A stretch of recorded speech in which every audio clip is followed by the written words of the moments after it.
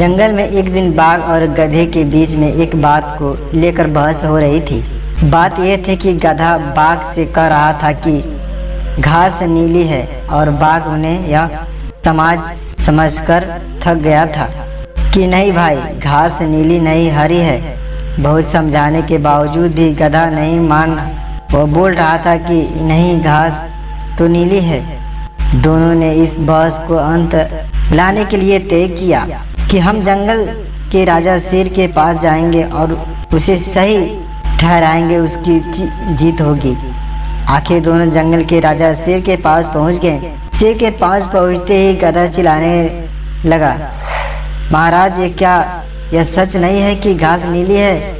मैं यह बात कस्बे बाघ को कह रहा हूँ कि फिर भी वह मानने के लिए तैयार नहीं है। बाघ मुझसे असहमत है और मेरा खंडन करता है और मुझे परेशान करता है। कृपया मुझे दंड दें।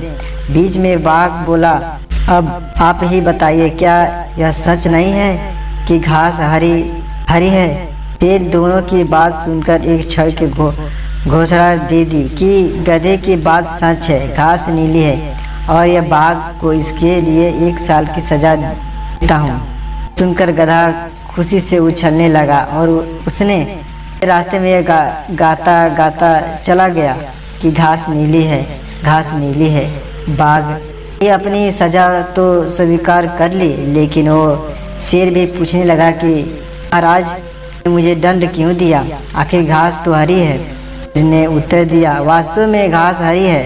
बाघ ने पूछा, अगर आप भी यह मानते हो कि घास हरी है तो मुझे सजा क्यों देते हो? शेर ने कहा कि इसका सवाल से कोई लेना देना नहीं है कि घास नीली या हरी है।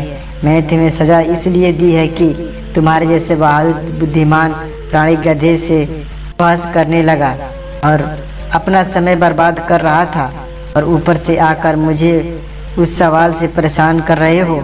मुझे सजा इसलिए मिली है कि क्योंकि तुम्हें इतने बुद्धिमान होने के बावजूद भी गधे से जैसे प्राणी से बहस की है। दोस्तों, मूर्ख लोगों से बहस करनी नहीं चाहिए। तो लोग सच क्यों हैं जाने बिना केवल अपनी बातें को सही साबित करने में लगा जाते हैं। ऐसे लोगों से बहस करने से हमारे समय की भी बर्बादी होती है। जब अज्ञात चिल्लाता है तो बुद्धिमान चुप हो जाती है। अब आपके मन में शांति अधूल्य मूल्य होता है।